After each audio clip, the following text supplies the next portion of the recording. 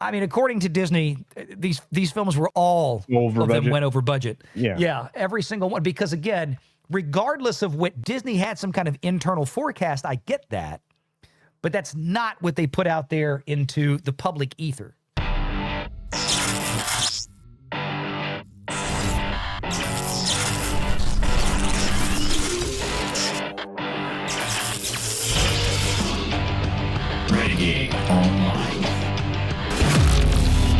Caroline Reed at Forbes magazine has a new piece here. Disney reveals 3 of its Star Wars movies that were over budget. Now, again, I have not gotten a chance to peruse through this. It came out right as we were starting the show. I talked to Caroline again I think it was yesterday, as a matter of fact, day before yesterday. She indicated she had some good new stuff coming. This is the first piece of it here. So I didn't get to read it. I don't pick Caroline's brain too much about specifically what's in these articles that she kind of lets me know are coming, because she puts a lot of work into it. I don't want to be a pest. You know, Caroline volunteers information. We talk about it as long as she's okay with it. But anyway, you know that Caroline Reed has been tracking these production entities. We've talked about these for years.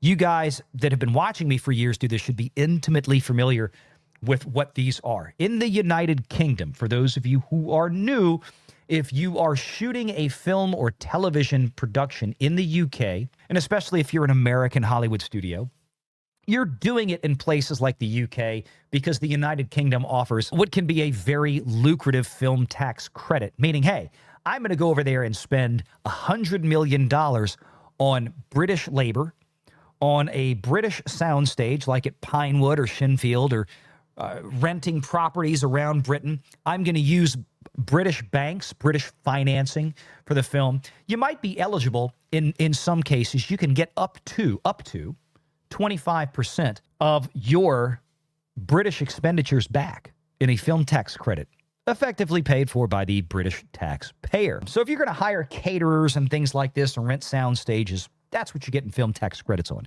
Not getting film tax credits on things like the lead actors or the director or what you pay the producers of the movie. So Caroline has been tracking these things, these film production entities, these business entities that do nothing more than house all of the financial and business activities of a single production. There were 5 such business entities for the 5 Star Wars films. And they also had more for every Star Wars show. Mandalorian had one, although they didn't do it in the UK, but Andor did. Andor's production entity, season 2, they've already $600 million into Andor for season 1 and 2 that we know of. So Caroline has an update here on some of the movie reporting. So let's see what she's got. Few film franchises attract as much scrutiny for their finances from fans as Star Wars.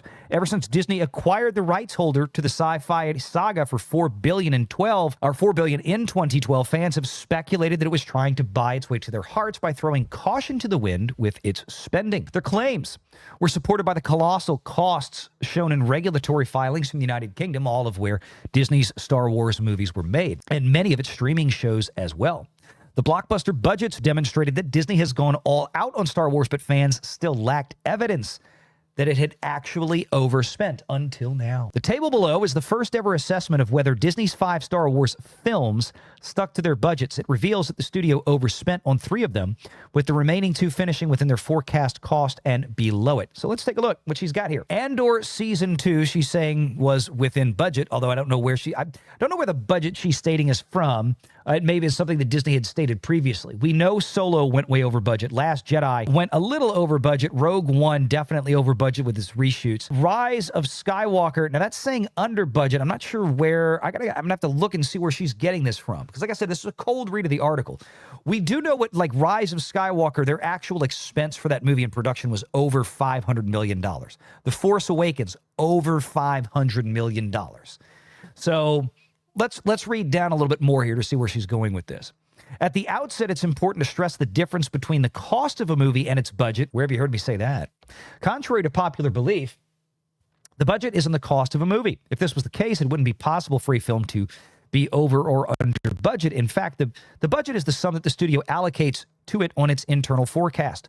The movie's cost is the amount that is actually spent on it. If this is higher than the budget, the studio has allowed or allocated further funds in order to continue production. And she talks about reasons that movies go over budget. We know why it is with Solo. They reshot significant portions of it, along with many of these films. We know what happened with it. And of course, these films, because they were shot in the UK, there were large portions of film tax credits that they were eligible for. Rogue One blew its budget. Yep, just like Solo did. We knew that. We know why. Again, massive reshoots, redid the movie over. But I want to see what she has to say about where the numbers are. She's getting the budget side of this.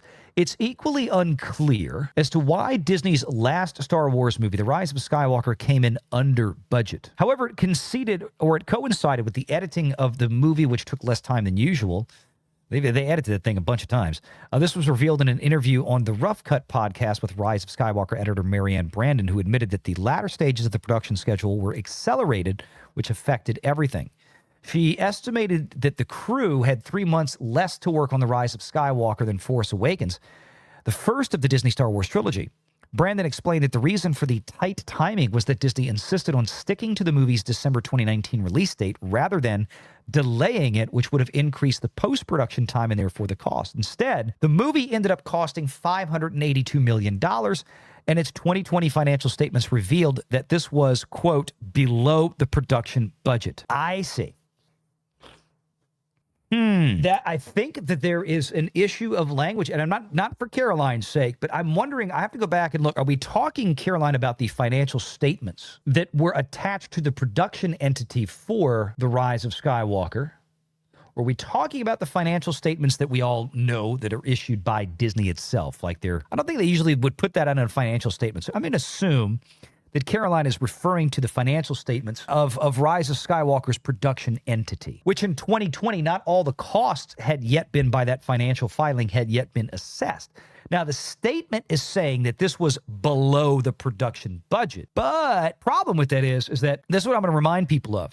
This may be what Disney is stating inside of this UK financial filing, which is interesting. And again, I need to get a little bit more detail here. Let me see if she actually stipulates here where that's from. Despite this, the November 15th, 2016 financial statements for the production company, for the production company behind The Force Awakens, reveal that, quote, the estimated total cost was within budget. The thing that I have a problem with here is that it was within budget that they forecast for the expenditures on that production for that cycle. Because remember, they report these things every year. They have to update the financials on these things. Every year they had to come back. And every year what they were doing on these financial statements was that they were saying, we're going to inject this much capital into the production entity as these expenses arise. We forecast it to be this much, but we're planning on getting a big chunk of cash back at the end of the year because of what we're spending and the film tax credit. I'm wondering if that's not what they referred to when it comes to the budget on this, because I'm trying to go back on the numbers. What I wanted to do was to show you what we saw over the years that was always the budget. And if you remember, the budget on it was always listed as like $200 to $250 million. That's the problem. The budget for the film, as stated publicly by Disney, was a couple $100 million. What they spent was over 500, according to Disney's own returns in the UK for these movies. Now, the returns may say that this was in line with, or we estimated that this was in the budget. But we're talking about the budget for that entity for that year's filing or period of filing, because they still had more financial returns that were coming in after 2016. They still had more money to report, costs associated with The Force Awakens. They still had more money to report, costs associated with the production of The Rise of Skywalker after 2020. That wasn't the last time they filed. So I think the in-budget thing in that article is more referencing to the entity and not to the film itself. And I know that's a little confusing as we wind down here to get out of here. What's up, Culture? Now that I saw that there was a thing and I didn't see the thing. This is what I'm talking about, folks. This is what I wanted to show you. Here we go. Boom, boom, boom. This is Box Office Mojo. Everybody knows this website too. Yep. What does it say the budget is right there? Not very much. 275. 275 million. Okay. Yeah. This is the budget that Disney. These were figures that would have been somebody in Variety magazine, somebody in Publish. The Hollywood Reporter, Publish. somebody at Deadline, right? They said, oh, according to sources at Disney, the estimated budget for this film was $275 million for the Rise of Skywalker. Okay, that's the budget. So what we were talking about here, and I think what is going on is that I think what Caroline is referring to here is they're stating inside of these production entities that they met their budget, but they file a tax return basically every year, a financial return to get the film tax credit. So, I mean, according to Disney, these films were all of them went over budget. Yeah, every single one. Because again, regardless of what Disney had some kind of internal forecast, I get that. But that's not what they put out there into the public ether.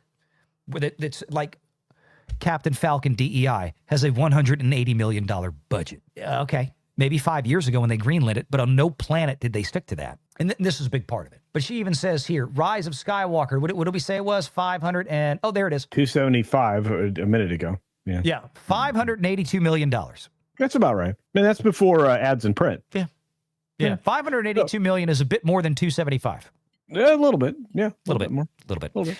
And it's really big. I mean, The Force Awakens was another one that was about 500 million. And if we go back again to show you that one, and that's why I'm trying. I cold, and this one of the dangers of cold reading these things.